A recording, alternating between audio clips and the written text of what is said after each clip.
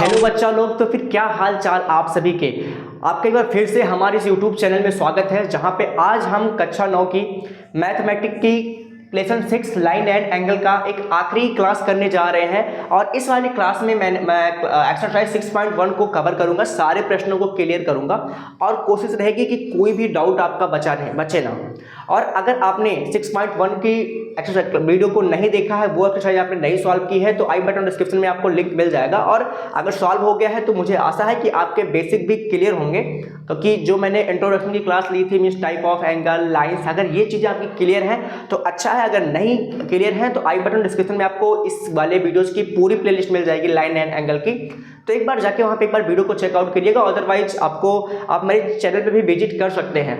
तो चलिए बिना किसी देरी की वीडियो को कर लेते हैं स्टार्ट, और पहले क्वेश्चन पे टारगेट करते हैं। बट बच्चों, उसके पहले हमको एक छोटी सी चीज़ पढ़नी है। पिछले वाले वीडियो में मैंने पढ़ा था परमीय 6.1, और इस वाले पे हम लोग पढ़ने वाले हैं परमीय 6.2। 6.1 पे पहली वाली एक्सरसाइज आपकी बेस थी बच्चों, और 6.2 पे आपकी सेकंड वाली एक्सरसाइज पूरी बेस है। 4-5 क्वेश्चन जितने भी हैं सब आराम से क्लियर होंगे। बस आप पैसेंस रखो, क्योंकि मैथ समझने का सब्जेक्ट है, तो आराम से समझो। एक बार समझो, 2 बार समझो, जो तक समझ में नहीं आ जाए तब तक समझो। तो एक बार से इसी समझने के साथ में ये भी समझ लेते हैं कि ये जो लाइन है, थ्योरम 6.2 है, वो एक्चुअल में है क्या। देखो, लिखा वह रेखाएं जो एक ही रेखा के समांतर हों, परस्पर समांतर होती हैं। कुछ नहीं समझ में आया होगा, मुझे पता है। क्या लिखा है? वह रेखाएं जो एक ही रेखा के समांतर हों, परस्पर समांतर होती हैं। मैं समझाता हूं ना, क्या बात है। देखो, कहा क्या जा रहा है, पहले इतने चीज क्लियर करते हैं कि कह रहा है कि मान लो एक रेखा है कोई, ये है ना, एक ये रेखा है। इस रेखा का मैं नाम दे देता हूं आपको, है ना। इस रेखा का नाम मैं लिख देता हूं L।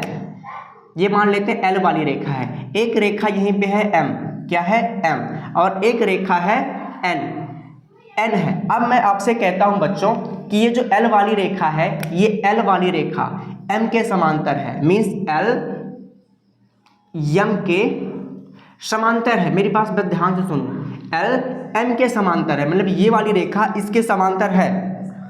अब आगे लिख रहा हूं कि N वाली रेखा M के समांतर है, M के समांतर है। अब मेरी बात ध्यान से सुनो, इस समांतर वाले को ना, इस चीज को मैं एक मैथमेटिकली इक्वेशन फॉर्म में ऐसे लिख सकता हूं कि जो समांतर का चिन्ह होता है ना बच्चों, वो ऐसे होता है कि मुझे लिखना कि L समांतर M, ये समांतर का चिन्ह है पैरेलल का। ऐसे मैं इसको लिख सकता हूं, इसको लिख सकता हूं N समांतर M, ठीक है। तो अब मेरी बात सुनो, क्या वो L वाली लाइन भी M के समांतर है और N वाली लाइन भी M के समांतर है कि नहीं। मीन्स वही कह रहा हूं, वह रेखाएं जो एक ही रेखा के समांतर हों। तो ये दोनों रेखाएं इस रेखा के समांतर हैं, हाँ है ना, तो परस्पर समांतर होती हैं, मतलब फिर ये दोनों भी आपस में समांतर होंगी। तो क्या मैं यहाँ पे लिख सकता हूँ कि अगर ये रेखा इसके समांतर है, ये रेखा इसके समांतर है, तो ये दोनों भी आपस में कैसी होंगी, समांतर होंगी।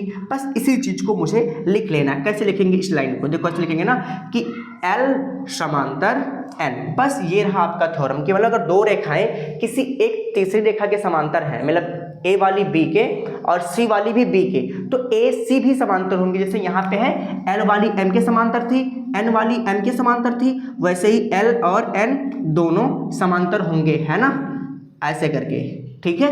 और ये आपका समांतर का चिन्ह है, ठीक है।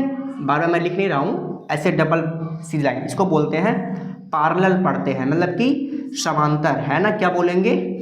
समांतर। तो ये रही आपकी थ्योरम।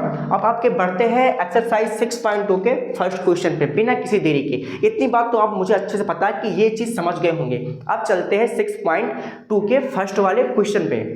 तो ये रहा बच्चा लोग आपका क्वेश्चन नंबर 1, और करना कुछ नहीं, बस एक सिंपल सा कॉन्सेप्ट वर्क करेगा। बस मेरी बात ध्यान से सुनो, कॉन्सेप्ट पकड़ो, क्वेश्चन तो ऐसे चुटकी बजा के सॉल्व हो जाएगा, बस कॉन्सेप्ट पकड़ो। आप देखो ध्यान से, आपसे अगर मैं पूछूं कि ये बताओ क्या ये एक रेखा है L, कहोगे हाँ भैया रेखा है, तो आपको ये भी पता होगा कि एक रेखा पे बनने वाले कोणों का योग कितना होता है, 180। हाँ, एग्जैक्टली कितना होता है, 180 होता है। तो बताओ, क्या मैं 50 और इस x को जोड़ूंगा तो कितना हो जाएगा, आप बोलोगे 180 हो जाना है।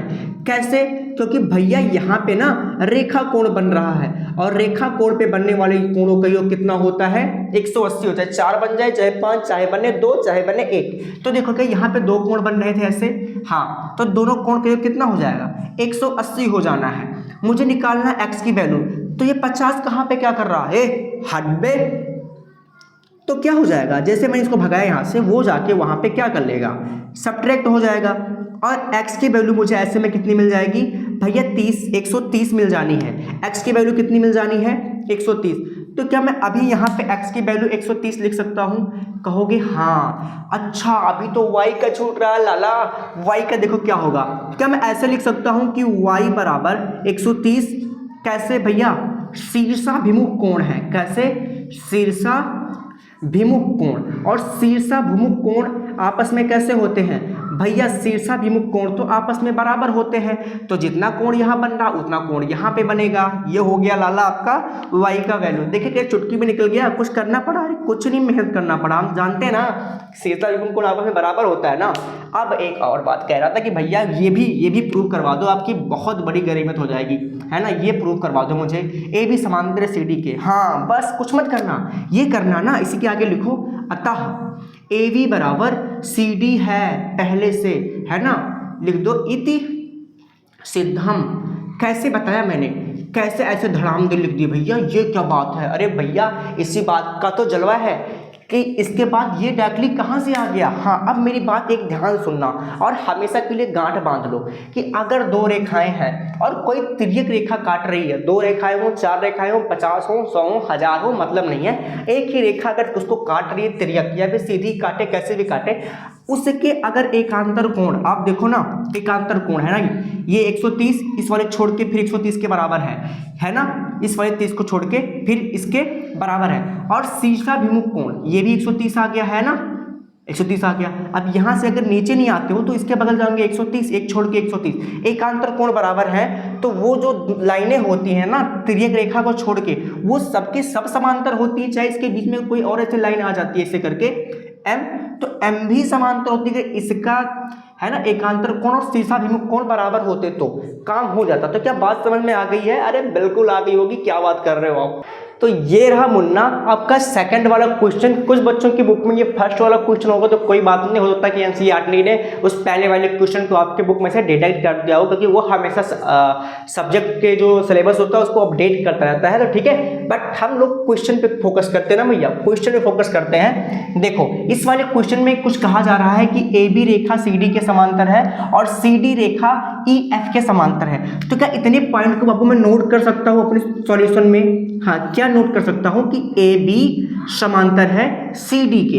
इसको मैं बोल दूं भैया अपना इक्वेशन नंबर फर्स्ट, ये हो गया। और ये पॉइंट भी कह रहा है कि सी डी समांतर है ई डी के। This point to be noted my Lord. चलो आ जाओ, करते हैं ना कि सी डी समांतर है ई और एफ के। इक्वेशन नंबर आपका बाबू है ये सेकेंड वन। चलो 2 इक्वेशन मेरे बन गए फर्स्ट। अब एक बार जो भी थ्योरम पढ़े थे ना उसको माइंड में लाओ। ये कह रहा है कि ये वाली रेखा इस वाली रेखा के समांतर है और ये वाली रेखा भी इस वाली रेखा के समांतर है। तो क्या अब मैं लिख सकता हूं अतः, है ना, कि अगर ये इसके समांतर है, ये इसके समांतर है, तो ये दोनों भी समांतर होंगी। मीन्स ए बी भी समांतर होगा क्या ई एफ के। बात बिल्कुल समझ में आ गई कि नहीं? आ गई है ना। इसको आप बोल दो अब इक्वेशन नंबर थर्ड बन गया ऐसे, है ना। अतः ये दोनों समांतर है चूंकि करके, है ना। तो अतः हम ऐसे कर सकते हैं इस वाली चीज को, ठीक है, साइन यूज कर लेते हैं। अब आगे देखो, ये y अनुपात z का अनुपात दे रहा है 3:7। मीन्स y और z का जो अनुपात है इनके वैल्यू में अनुपात आएगा, ये 3:7 आएगा। मतलब y 3 आएगा तो z कितना आएगा? 7 आएगा। इसके बेसिस पे आपको x की वैल्यू बतानी है। किसकी? इस x वाली की वैल्यू बतानी है। तो देखो अब कॉन्सेप्ट पकड़ो, अब ध्यान से मेरी बात सुनना। ये तो अभी एक मिनट में आपके दिमाग में घुस जाएगा, मेरी गारंटी है इस चीज की। सुनो, अगर यहाँ पे y है तो क्या यहाँ पे भी जो एंगल बनेगा वो y के बराबर बनेगा? हाँ, क्यों? क्योंकि यहाँ पे जो एंगल बनेगा वो कैसा एंगल बनेगा बताओ? ये दोनों शीर्षाभिमुख कोण है, तो क्या ये दोनों बराबर होंगे? कहोगे हाँ भैया एग्जैक्टली बराबर होंगे। अब मेरी बात सुनो, है ना, यहाँ पे y आ गया है। अब यहाँ का y है, क्या मैं इस y को यहाँ पे भी लिख सकता हूँ? हाँ, ये एकांतर कोण हो जाएगा। ये एक कोण है, इस वाले कोण को छोड़ के यहाँ पे क्या हो जाएगा? यहाँ पे भी y हो जाएगा। हो गया y कि नहीं? y हो गया ना। अब मेरी बात सुनो, कह रहा कि y यहाँ पे है, z यहाँ पे है, तो क्या मैं लिख सकता हूँ इस प्रकार, है ना? इतनी बात आप समझ गए होंगे और मुझे इसको लिखने की जरूरत नहीं कि ये दोनों शीर्षाभिमुख कोण है, फिर ये इसका एकांतर कोण है। इतनी बात आपको समझ में आ गई होंगी कि ये जो पॉइंट मैंने लिखा है, मैं एक बार नोट करता हूँ, आपके माइंड में रहेगी ये चीज़, है ना, कि यहाँ पे जो रूल लगा है वो लगा है शीर्षाभिमुख वाला। कौन सा? शीर्षाभिमुख कोण, है ना। और यहाँ पे जो इसको मैं यहाँ पे लिखा हूँ, यहाँ पे लगा है बाबू आपका एकांतर कोण का रूल, है ना, एकांतर कोण का। इसीलिए सारे कोणों को मैंने पढ़ा रखा था, है ना। आप अगर नहीं पढ़े हो तो डिस्क्रिप्शन में लिंक है, अदरवाइज आई बटन में होगा, तो आप चैनल में विजिट कर लेना, एक बार पढ़ लेना उस सेकंड वाली वीडियो को, पार्ट 2 को। ओके, इस प्रकार मैं लिख सकता हूं कि अब बताओ ये y यहाँ पे आ गया, इसके जस्ट बगल में z है और EF एक रेखा है, तो अगर एक ही रेखा पे जो कोण बन रहे हैं उनका योग कितना होगा बाबू? y प्लस z मिलकर कितना होना चाहिए? 180 अंश होना चाहिए, है ना। y प्लस z मिलकर 180 अंश होना चाहिए। अब सुनो, y z का मान मुझे नहीं पता है। अब मेरी बात ध्यान से देखो कि y और z का वैल्यू कह रहा है कि जो अनुपात है वो 3:7 है। कुछ लोग इसी में x के मानेंगे, कुछ मत मानो। आप मान लो कि y की जो वैल्यू वो 3 है और जो z की वैल्यू है वो 7 है, तो यहाँ पे आप रख दो 3 और यहाँ पे रख दो आप 7, बराबर कितना हो जाएगा भैया? 180 होना है ना, 180 होना है। अब बाबू मुझे ये बताओ कि मेरे अकॉर्डिंग इनको जोड़ने पे 10 आ रहा है। अब ये भैया कहते नहीं 180 आना चाहिए, कैसे आएगा? अब ना तो इनकी बात गलत है ना बाबू मेरी बात गलत है, बात दोनों लोगों की सही है कि मेरे हिसाब से इन दोनों का मान 10 हो रहा है। इनके हिसाब से रूल के अकॉर्डिंग 180 अंश होना चाहिए, क्योंकि यहाँ पे एक रेखा कोण रेखीय युग्म बन रहा है। अब मेरी बात सुनो, ना तो मेरा गलत है ना इनका, बस अंतर इतना है ना कि मेरा 10 इनके 180 के बराबर है, मेरा 10 इनके 180 के बराबर है। तो बताओ मेरा 1 इनके कितने के बराबर होगा भैया? 180/10 के बराबर होगा। बात मेरी समझ में आई कि नहीं? मेरा 10 इनके 180 के बराबर, तो मेरा एक आदमी इनके 180/10 आदमी के बराबर होगा। मतलब एक एक जीरो अगर मैं काट दूंगा तो मेरा एक आदमी, है ना, इनके 18 आदमी के बराबर होगा मुन्ना, इनके 18। अब बताओ आप y की वैल्यू थी कितनी? y की वैल्यू भैया 3 दी हुई थी, तो y की वैल्यू 3 थी, तो y की वैल्यू में 18 से मल्टीप्लाई कर देंगे तो क्या y की वैल्यू कितनी आ जाएगी? 54 डिग्री आ जाएगी। आ जाएगी कि नहीं मुन्ना? आ जाएगी। तो 7 का मल्टीप्लाई करना है 8 में अब, है ना, क्योंकि z की वैल्यू निकालनी है मुझे, है ना। तो 7 का मल्टीप्लाई किस में करना है? 18 में। तो एक आदमी 18 के बराबर है, तो 7 आदमी किसके बराबर होगा? मेरी बात सुनो, है ना, इसका मल्टीप्लाई करोगे तो 6 आएगा 5 में, और 1 5 ये लो 1 2 6, ये रही आपकी z की वैल्यू, है ना बाबू। ये आ गई z की वैल्यू और वो ऊपर रहा y का वैल्यू। हे मुन्ना ये क्या हो गया लाला? अरे सर क्या बात करते हो आप? निकालना था x का मान, आप निकाल दिए y z। क्या कर रहे हैं सर आप? मैं क्या पढ़ा रहा हूँ? अरे दिमाग लगाओ लाला, बिना इसके काम होने वाला नहीं है ना जिंगा लाला। देखो अब y की वैल्यू कितनी पता बाबू आपको? y की वैल्यू पता है आपको 54। अब अगर यहाँ पे y है तो इसका एकांतर कोण इसके जस्ट बगल, एक कोण का अंतर छोड़ के क्या यहाँ पे भी y होगा? और यहाँ पे y होने का मतलब कि यहाँ पे भी 54 डिग्री बनेगा। बनेगा कि नहीं मुन्ना? बनेगा ना। तो फिर अब क्या करना चाहिए? अब मैं लिख सकता हूँ कि इस प्रकार है ना, इस प्रकार x plus y equal to 180 यहाँ पे भी होना चाहिए मुन्ना, है ना। यहाँ पे भी 180 होना चाहिए क्योंकि y चला गया है यहाँ पे, और ये भी एक रेखा कोण बना रहा है ना, यहाँ पे भी एक रेखा कोण बन रहा है। अब 180 होना चाहिए था, बट मुझे केवल y की वैल्यू पता है, तो x प्लस 54 इक्वल टू 180। तो x की वैल्यू तुम निकालने बैठेंगे इसको बोलेंगे हट पे अब जैसे ये हटता है ये जाके उधर सब्ट्रैक्ट हो जाएगा और ऐसे मुझे x की वैल्यू मिल जाएगी 126 and it's your final answer, है ना। ये लो, क्योंकि लाला बिना इसको निकाले ना ये निकालने वाला था नहीं, तो इसको पहले करना पड़ता है। क्योंकि जब हम डायरेक्टली किसी ऑफिस में जाते हैं ना तो वहाँ पे मेरा संपर्क नहीं होता, तो मामा को बुला के ले जाते हैं, फुफ्फा को बुला के ले जाते हैं। वही वाला काम है कि यही काम हम यहाँ पे भी कर रहे हैं कि डायरेक्टली हम एक्स नहीं फाइंड कर पा रहे थे, तो मैंने सोचा कि इनका सहारा लेके काम कर लेते हैं अपना। तो हो गया ना काम। अब चलते हैं आपके क्वेश्चन नंबर 3 पे। कुल लोगों का क्वेश्चन नंबर 2 होगा। अब हाई देखा मुन्ना लोग, हाई रहा रवो लोगों का तीसरा क्वेश्चन, क्योंकि बुक में ये दूसरा क्वेश्चन हुई तो डरने वाली कोई बात नहीं है ना बच्चों। इस वाले क्वेश्चन को भी करते हैं, बस 2 मिनट का काम है। ध्यान से देखो, कॉन्सेप्ट पकड़ो आप और उन चीज़ों को याद रखो जो भी हमने थ्योरम करवा रखी है, और वो जो रूल्स करवाए थे ना कि कौन सा कोण कितने डिग्री का होता है वो भी याद रखना, अभी यूज होने वाला है। देखो बस ध्यान से आओ। कह रहा है कि ABCD के समांतर है, ABCD के मीन्स ये रेखा जो है इस रेखा के समांतर है। कह रहा है EF लंब CD, ये जो देखो चिन्ह ना, ये लंब का चिन्ह है। लंब का मतलब होता है कि उस भुजा पे लंब है और जहाँ पे लंब होता है वहाँ पे बच्चा लोग 90 अंश का कोण बनता है। कितने अंश का कोण? तो ये कोण तो यही से पता चलेगा कि ये वाला कोण कितने अंश का होगा, 90 अंश का होगा। अब कह रहा है कि GED कोण GED की वैल्यू है 126। आप देखो GED है कहाँ पे, तो मेरी बात बस ध्यान से सुनते जाओ। हम लोग GED को ढूंढते हैं, GE आओ फिर D जाओ, तो क्या मतलब इस वाले कोण की बात कर रहा है, इस पूरे कोण के यहाँ से लेकर के यहाँ कितना कह रहा है कि 126 है। तो इस प्रकार AGE मीन्स मीन्स ये वाला एंगल फाइंड करना है। मैं मार्क कर रहा हूँ कौन कौन सा एंगल निकालना है। ये निकल जाएगा, अभी निकालते हैं। GEF कहाँ पे है, GEF मतलब ये छोटा वाला कोण भी निकालना है। मीन्स यहाँ पे कितना बनेगा, यहाँ पे इतना, पूरा नहीं बस इतना।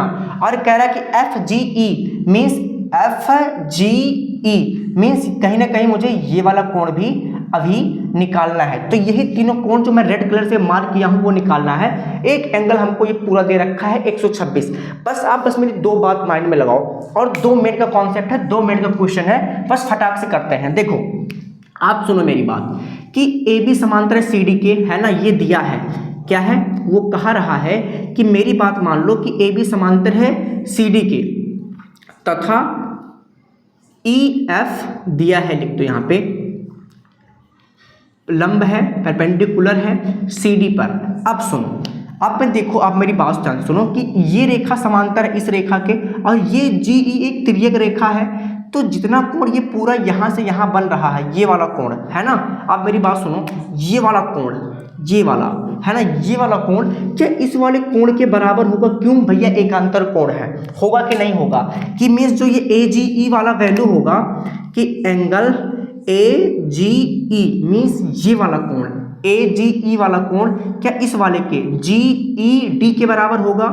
कोण GED के बराबर होगा। क्यों? हाँ, ये तो कैसे कोण है, एकांतर कोण है, तो भैया तो बराबर तो होना ही है। क्यों? क्योंकि ये तो एकांतर कोण है। ये लो, एकांतर कोण है। तो अगर मैं पूछूं क्या AGE की वैल्यू आपको पता है, कहोगे ना मुन्ना, AGE की वैल्यू कहाँ पता है? तो हम लिख देते हैं कि AGE की वैल्यू नहीं पता है बराबर, पर GED की वैल्यू तो पता है। कितना?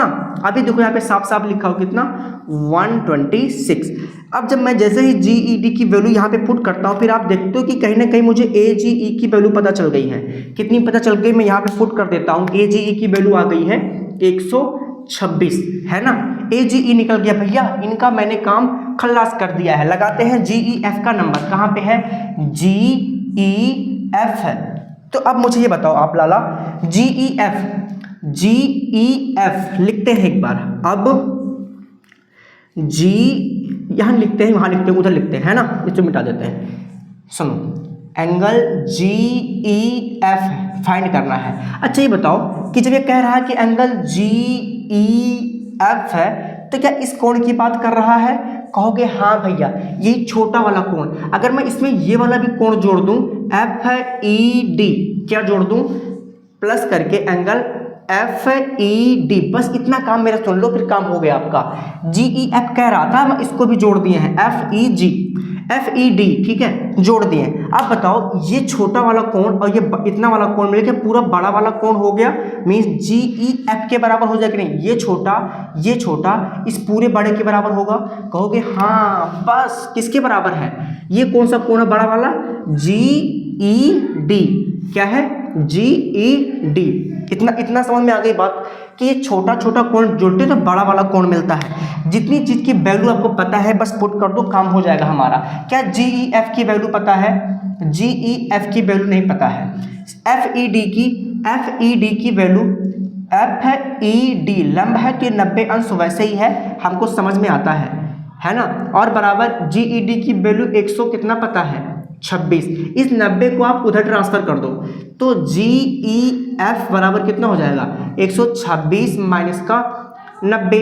तो GEF की वैल्यू कितनी मिल जाएगी भैया? 36 फाइंड कर दिए हैं। किसकी वैल्यू? GEF की वैल्यू भी क्या कर दिए हैं? फाइंड ऑन कर दिए हैं। अब आगे बढ़ते हैं तो हमें अब क्या करना चाहिए? हमें जो बचा है वो निकालना चाहिए, है ना। लिखेंगे इसी प्रकार, है ना, इसी प्रकार हम कुछ आगे करने चल रहे हैं। कारामात, मेरी बात सुनो, किसकी वैल्यू निकाल दी? FGE बच रहा है ना, अरे चुटकी गेम है। FGE मीन्स ये छोटू वाला कोण। कौन सा कोण? ये छोटू वाला कोण, एंगल FGE है। इस वाले बगल वाले कोण को जोड़ लो, AGE वाले को, इतना जोड़ दो काम हो जाएगा, प्लस एंगल AGE, है ना। कितना हो जाना चाहिए? आप बोलोगे 180 से कम तो होगा नहीं, क्यों? क्योंकि बनना है पूरा रैखिक कोण, रेखा कोण बन रहा है ना, रैखिक युग्म। तो इन दोनों को जोड़ के कितना होना चाहिए था? 180। अब ये 26 तो अकेला हो गया है, ये 26 तो अकेले इतना 26 हो गया है, तो कितना बचा होगा? वही वाला एंगल यहाँ पे होगा जितना कि बचा होगा। देखो क्या करते हैं, लिखते हैं यहाँ पे FGE की वैल्यू मुझे नहीं पता है, बट मुझे पता है किसकी? AGE की वैल्यू पता है। तो FGE प्लस AGE की वैल्यू है 126 इक्वल टू, ये हो जाएगा आपका 180 डिग्री। अब FGE को निकालना है तो मैं 126 को उधर भेजूंगा। FGE इक्वल टू 180 में से हम 126 को क्या करेंगे? सब्ट्रैक्ट कर देंगे। तो FD, सॉरी यहाँ पे G है, D कर दिया हूँ, ठीक है, G है। तो अब जैसे हम घटाएंगे क्या? 54 मुझे आंसर मिलने वाला है। 54 मिल जाएगा ना। ये लो लाला, ये रहा आपका ये वाला आंसर। क्या क्वेश्चन को समझ में आया हो? नहीं समझ में आया हो तो एक बार आप वीडियो को पीछे करो, फिर से देखो। नहीं समझ में आया तो मेरी गारंटी है फिर से पढ़ाऊंगा, ठीक है। ये क्वेश्चन एक बार आप स्क्रीनशॉट ले लो, अदरवाइज वीडियो को पॉज करो, नोट करो। क्वेश्चन नंबर चलते हैं हम लोग 4 पे, और कुछ लोग के बुक में क्वेश्चन नंबर 3 होगा। तो अब आ गए हैं आपके क्वेश्चन नंबर 4 पे। किसी में क्वेश्चन नंबर 3 होगा तो कोई बात नहीं, आप अपने हिसाब से कर लेना, ठीक है। अब देखो इस क्वेश्चन में हमको कह रहा है कि PQ पैरेलल है ST के, मीन्स ये जो वैल्यू है इस वाले, ये जो लाइन है इस वाले लाइन की क्या है? समांतर है। फिर कह रहा है कि PQR की वैल्यू 110 है, मैंने लिख रखी है, और RST की वैल्यू 130 है, तो मैंने वो भी लिख रखी है बच्चा लोग। अब कह रहा है कि QRS की वैल्यू आपको फाइंड करनी है, मीन्स इस वाले एरिया की, मतलब इस वाली जगह की वैल्यू फाइंड करनी है आपको। तो मेरी बात बस सुनो, कुछ करना नहीं है आपको, बस एक काम करो कि ये जो लाइन है ना, ये जो लाइन है, ये दोनों आपस में समांतर है। इसी दोनों के समांतर एक और रेखा यहाँ से हम क्या करेंगे? खींच देंगे, जिसका नाम हम रख लेंगे अपने अकॉर्डिंग AB, ठीक है। क्या रख लेंगे? AB रख लेंगे, ठीक है। क्या? AB, है ना। अभी देखो हम मान लेते हैं इसको AB, और नीचे ये चीज़ हम ना चोरी तो कर नहीं रहे हैं, तो एक बार बता देते हैं कि AB समांतर PQ समांतर ST खींचा, हमने अपने मन से खींचा है ना, इन्हीं के समांतर खींचा है। अब बताओ मुन्ना, अगर ये रेखाएं इन दोनों रेखाओं के समांतर है, मतलब तीनों रेखाएं समांतर है, PQ, AB और ST सब समांतर है, अब तो फिर ये और ये कोण मिलके कितना होना चाहिए? आप मुझे बताओ। दो क्रमागत कोणों का योग 180 अंश होता है, दो क्रमागत कोणों का, है ना। हम लिख देते हैं यहाँ पे एक बार से, देखो, या फिर वो भी अगर आपके माइंड में आ रहा हो तो उसको लिखते हैं पहले कि angle RST plus angle SRB बराबर 180 अंश होगा, है ना। क्रमागत कोणों का योग है वो, है ना, क्रमागत कोण, है ना। ऐसे भी बोल सकते हो, क्रमागत कोण है। ठीक है,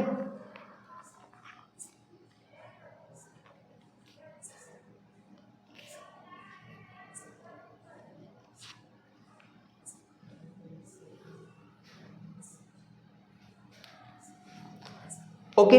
अब मेरी बात सुनो, आप बताओ मुझे, क्या आर एस टी की वैल्यू पता है? कहोगे हाँ, इसकी वैल्यू तो 130 हमको क्वेश्चन में दिया गया है। तो फिर एस आर बी की वैल्यू ऐसे निकलेगी कि इसको 130 को इधर भेज देते हैं, लाला 130 को उधर भेज दो, तो एस आर बी की जो वैल्यू है वो 180 में से 130 को घटाने पे मिलने वाली है किसकी? एस आर बी है ना, ये बी है, डी हो गया। ठीक है, एस आर बी की वैल्यू घटाने पे कितना मिल जाएगी? आप कहोगे भैया 30 मिलने वाली है, ये 180 में से 30 तो हम वैसे भी घटा देंगे मुन्ना, है ना, 180 में से 30 तो वैसे भी घटा देंगे, तो क्या इसकी वैल्यू आपकी 50 आ जाएगी? 50, कोई दिक्कत किसी को नहीं होने वाली होगी। मुझे पता है कि 180 में 30 तो सब घटा लेंगे, तो क्या यहाँ पे जो वैल्यू आ गई मैं उसको यहाँ पे पुट कर देता हूँ कि 50 आ गई है। हाँ, आ गई है ना। अब सुनो, एक और चीज़ बताओ मुझे कि अगर ये रेखा इस रेखा के समांतर है तो जितना कोण यहाँ पे बन रहा है उतना कोण यहाँ पे बनेगा। कहो कि एकांतर कोण है, एक कोण छोड़ के दूसरा वाला कोण है, एकांतर कोण तो ही है। हाँ, एकांतर कोण ही है। तो क्या मैं इसको ऐसे लिख सकता हूँ क्या कि पी क्यू आर बराबर, है ना, लिख देंगे, चूंकि पी क्यू पैरेलल है ए बी के, है ना, अतः जो मैं लिखने वाला हूँ वो लिखूंगा पी क्यू आर वाला जो एंगल है वो किसके? क्यू आर बी के बराबर होगा। क्यू आर बी के बराबर होगा। कौन से रूल से होगा बाबू? ये रूल होगा कि मैं लिखूंगा यहाँ पे, ये रूल भी डाल देता हूँ बगल में ताकि आपके लिए आसानी हो, एकांतर कोण के रूल से होगा, बराबर हो जाएंगे। अब बताओ क्या पी क्यू आर की वैल्यू पता है? हाँ, 180 पता है। पी क्यू आर की वैल्यू 180 पता है, पुट कर दो यहाँ पे, बराबर। इसकी वैल्यू मुझे नहीं पता थी बट अभी, अच्छा, इसकी वैल्यू पी क्यू आर की वैल्यू 110 है ना, 110 है। और क्यू आर बी कितना हो जाएगा? क्या 110 आ गया? इस पूरे का मान कितना आ गया है? पूरे का मान आ गया है 110 और इतने छोटे से पार्ट का मान है 50। अब मुझे बताओ, अगर मुझे ये एरिया निकालना है तो इस पूरे में से इसको घटा देता हूँ, इस पूरे में से इसको घटा देता हूँ, तो बताओ 110 में से तो मैं 50 घटाऊंगा तो इसका मान कितना आ जाएगा? आप कहोगे इसमें पूछने वाली क्या बात है, 60 ही तो आनी है ना, 60 ही तो आनी है। ठीक है, आराम से फिर तो क्वेश्चन हो जाएगा ना। तो चलो, कैसे निकालोगे आप? अतः लिखेंगे यहाँ पे, अतः लिखेंगे कि अतः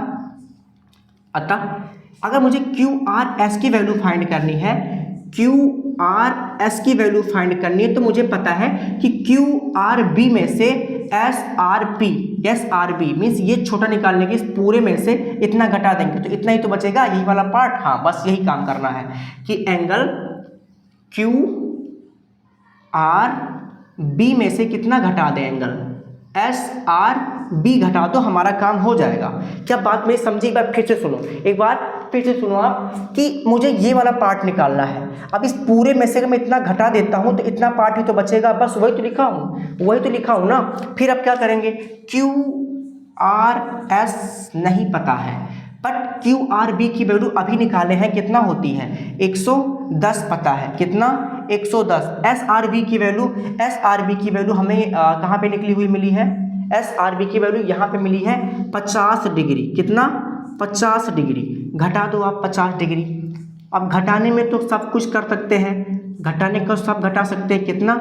60 डिग्री। तो क्या आपको इस वाले एंगल की वैल्यू मिल गई है? कितनी? 60 डिग्री। कितनी? 60। और ये रहा आपका फाइनल आंसर जो हमारे क्वेश्चन में पूछा हुआ था। तो इस प्रकार से आपका क्वेश्चन नंबर 3rd या 4th मान लो पूरा होता है। अब चलते हैं बच्चों लोग क्वेश्चन नंबर 5 की तरफ। तो ये रहा गाइस क्वेश्चन नंबर 5। कुछ लोगों में होगा क्वेश्चन नंबर 4, अब इसको भी कर लेते हैं। आप एक बार क्वेश्चन को ध्यान से देखो। कह रहा है यदि ए बी बराबर है, समांतर है सी डी के, A B Rekha C D के समांतर है, मतलब ये वाली रेखा जो है इस रेखा के समांतर है। तो बाबू एक बार पहले ही माइंड में आ जाइए, अगर समांतर हैं दोनों रेखाएं तो इनके जो भी एकांतर कोण होंगे वो क्या होंगे?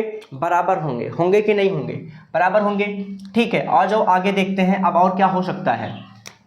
अब मेरी बात आप ध्यान से सुनते जाओ और देखो, कह रहा कि ए पी क्यू 50 डिग्री यहाँ पे लिख रखा हूँ, PRD 127 यहाँ पे रखा हूँ, PRD लिख दिया है। और ऐसे स्थिति में हमको x और y मीन्स x और y की वैल्यू फाइंड करनी है, की वैल्यू निकालनी है।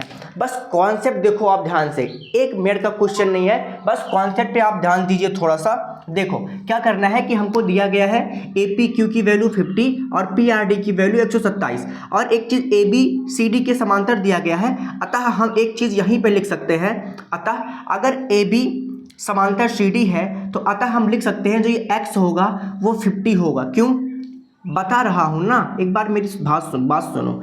ये हो गई एक रेखा, ये दूसरी ये तिर्यक रेखा हो गई, तो इसको कट करी तो ये एकांतर कोण है, बराबर होंगे। कैसे कोण है? एकांतर कोण। ले लो बाबू x की वैल्यू एक लाइन में, x की वैल्यू एकांतर कोण है, ये दोनों बराबर होंगे। इसके बाद चलते ही बाबू निकालना है y की वैल्यू। किसकी वैल्यू निकालनी है? y। यहाँ पे कितना आ गया? यहाँ पे आ गया 50 डिग्री। ठीक है, कितनी डिग्री आ गई है? 50। अब देखो कभी भी है ना, आपको इसको निकालने के 2 तरीके हैं। एक तो ये होता है इस x और y का जो योग होता है ये बाहर वाले बाह्य कोण के बराबर होता है, बाह्य कोण के बराबर होता है। या तो आप इस वाले कोण को निकाल लो तो त्रिभुज के तीनों अंतः कोणों का योग 180 वाले से भी निकल जाएगा। हम जानते हैं कि इन दोनों अंदर वाले कोणों का योग बाहर वाले कोण के योग के बराबर होता है। ठीक है, तो आ जाओ देखते हैं। अतः हम लोग लिख सकते हैं कि x प्लस y बराबर 127 है ना। अब x और y का मान में से हमको x का मान पता है बाबू 50, y का मान नहीं पता है, बराबर 127 डिग्री। ठीक है, y को यहीं पे छोड़ के x वाली वैल्यू 50 को उधर भेजेंगे तो y बराबर हो जाएगा 127 और माइनस का 50। अब घटाने में क्या है, अब तो वैसे ही घटा लोगे आप, है ना। देखो कैसे घट जाएगा, देखो इस 7 में से 0 जाएगा तो 7 आना है, 12 में से 5 गया तो भी 7 आना है। ठीक है, तो इसकी वैल्यू y की वैल्यू कितनी आ जाएगी बाबू? 77 आ जाएगी। ठीक है, कितनी? 77। और ऐसे में आपका निकल जाएगा x और y का वैल्यू। क्या क्वेश्चन समझ में आ गया है? तो गाइज ये रहा आपका फाइनल क्वेश्चन, और इस क्वेश्चन के बाद ये वाला लेसन, ये वाली प्रश्नावली पूरा लेसन एंड हो जाना है।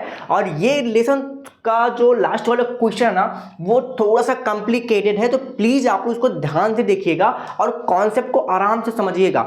थोड़ा सा हल्का सा तुमको लेवल ऊपर का देखने का मिल जाएगा, क्योंकि ये लास्ट वाला क्वेश्चन है। अब ये जो लास्ट में आता है ना वो तो दमदार होता ही है, तो थोड़ा सा आपको इसमें पैसेंस रखना पड़ेगा और चीज़ें कुछ नई नई हैं उनको सीखना पड़ेगा। ठीक है, क्योंकि पुराने पैटर्न पे अब की बार नहीं चलने वाले हैं।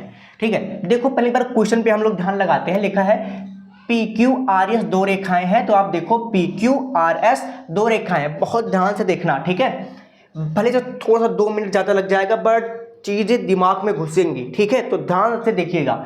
जो एक दूसरे के समांतर रखा गया है, मीन्स PQ जो है वो RS के समांतर है।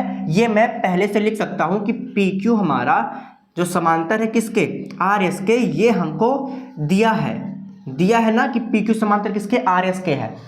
एक आपतित किरण AB, तो देखो एक आपतित किरण AB है ना, AB है, तथा पुनः CD के अच्छा एक आपतित किरण AB दर्पण PQ से B पे टकराती है।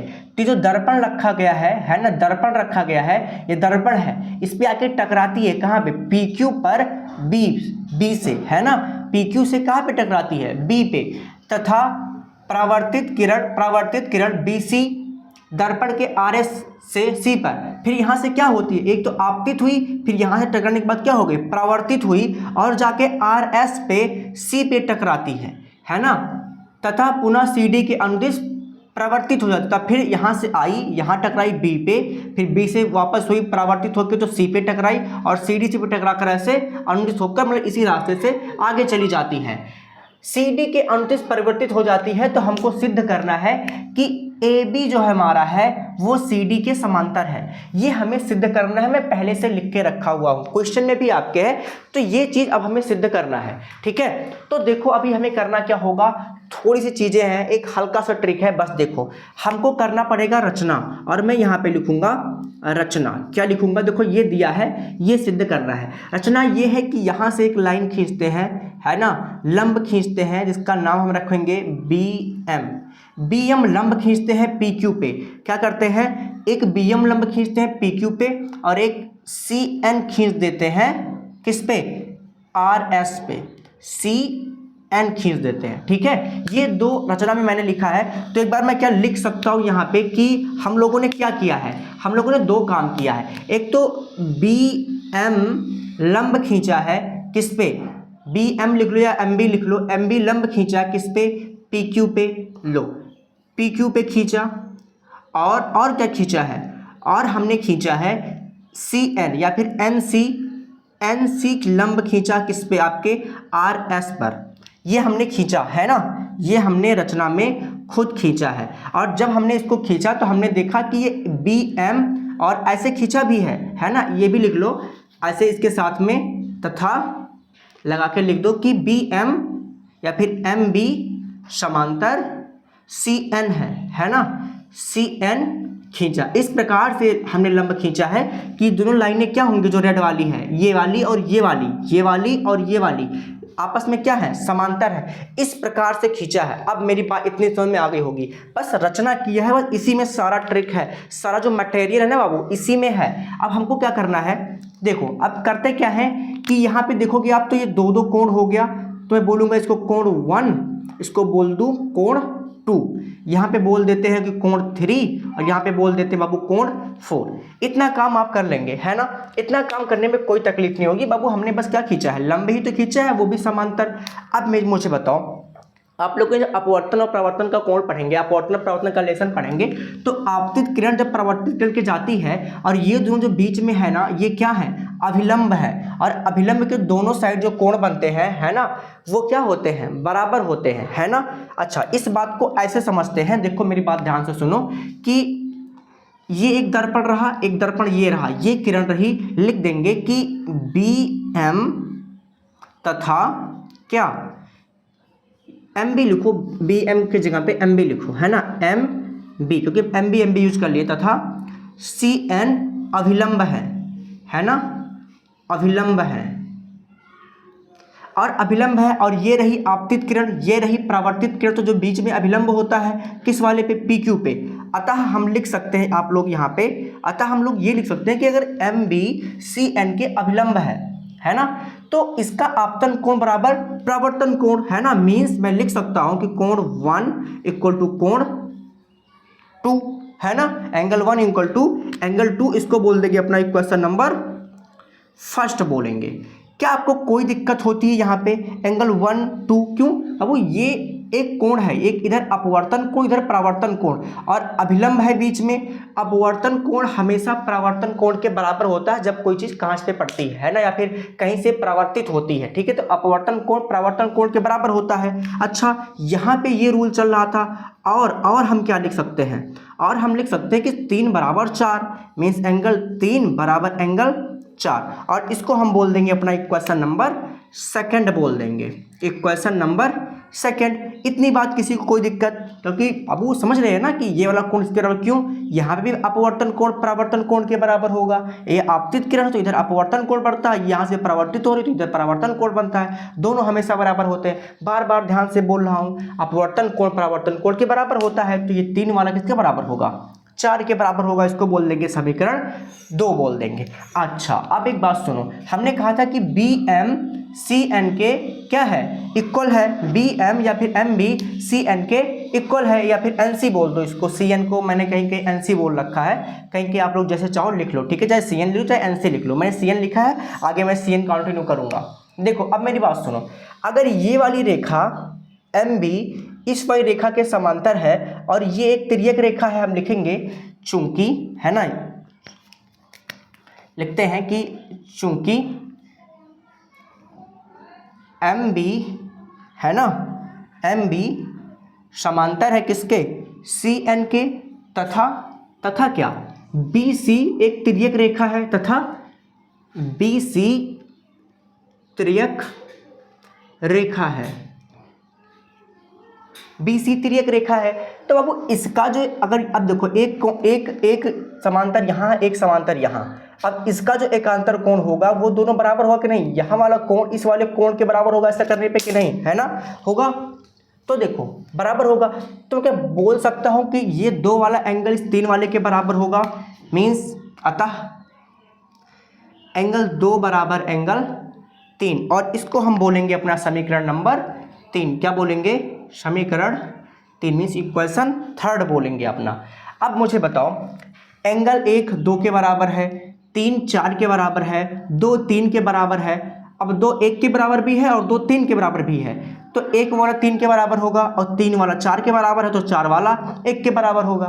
मीन्स अतः हम लिख सकते हैं समीकरण 1 2 3 से, है ना, समीकरण 1 2 व 3 से, है ना, ये सबके सब कोण बराबर है। तो क्या मैं ऐसे लिखता हूं कि एंगल 1 इक्वल टू एंगल 4, बिल्कुल लिखा जा सकता है बच्चा लोग, बिल्कुल लिखा जा सकता है। ठीक है, ये वाला कोण भी ऐसे करके हम लोग लिख सकते हैं कि बाबू ये वाला इसके बराबर था, ये वाला इसके, और 2 हो गया 3 के बराबर, तो 1 4 के बराबर ऑटोमेटिकली हो जाएगा।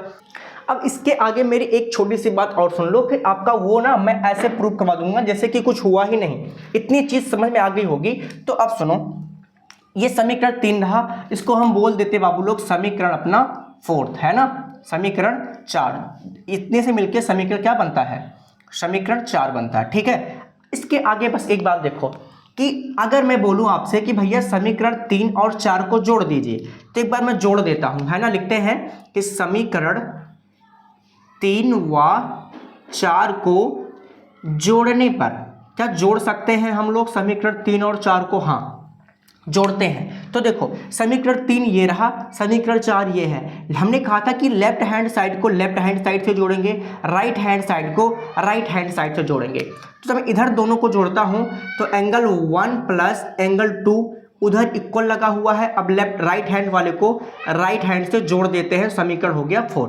अब आप सोचो मुझे कि एंगल 1 और 2 मिलकर क्या बना रहा है? एंगल ABC बना रहा है। क्या बना रहा है? एंगल ABC इक्वल 3 4 मिलकर क्या बना रहा है? देखो समीकरण 3 और 4 क्या बना रहा है? BCD बना रहा है। क्या? BCD बना रहा है। बन गया। अब बताओ, अब ये कैसे कोण है? ये कैसे कोण है? ये एकांतर अंतः कोण है। कैसे लिख देता हूं यहाँ पे? एकांतर अंतः कोण है। अगर एकांतर अंतः कोण बराबर है तो बाबू आप आराम से लिख सकते हो कि जिस भी भुजाओं पे ये एकांतर अंतः कोण बराबर है वो भुजाएं क्या होंगी?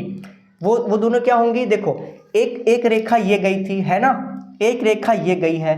अब ये वाला एकांतर कोण इस वाले एकांतर कोण के बराबर है ना। देखो ये दोनों रेखाएं है ना, AB और CD, इधर वाला कोण इधर वाले कोण के बराबर है। अगर एकांतर कोण बराबर है तो आप क्या लिख सकते हो कि वो रेखाएं क्या होंगी? समांतर होंगी। Very good. अतः हम लिख सकते हैं अभी कि AB समांतर होगा किसके? CD के। होगा कि नहीं? क्यों? यही तो कहा था ना कि अगर 2 रेखाएं हैं उनके एकांतर कोण बराबर है ना, तो क्या होंगी? वो रेखाएं क्या होंगी?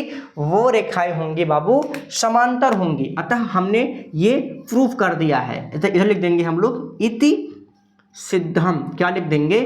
इति सिद्धम। ठीक है, और ये रहा आपका, यहाँ पे पूरा होता है 6.2 को करते हैं क्लियर। और अगर अभी तक आप लोग वीडियो में बने हुए हैं और वीडियो समझाने का तरीका अच्छा लगा हो तो प्लीज़ वीडियो को लाइक करो, और अगर आप लोग चैनल पे नए हैं तो चैनल को सब्सक्राइब करो और अपने अधिक से अधिक दोस्तों के पास इस चैनल को शेयर करो। और इसके की आगे की जो प्लेलिस्ट होगी वो आपको हमारे चैनल पे मिल जाएगी, अदरवाइज डिस्क्रिप्शन बॉक्स में भी आपको लिंक मिल जाएगी। और जितना ज़्यादा से ज़्यादा हो सके आप लोग सपोर्ट करिए, और हाँ सब्सक्राइब करना मत भूलिएगा। मिलते हैं आपको आपके नेक्स्ट क्लास में, तब तक के लिए बाय बाय।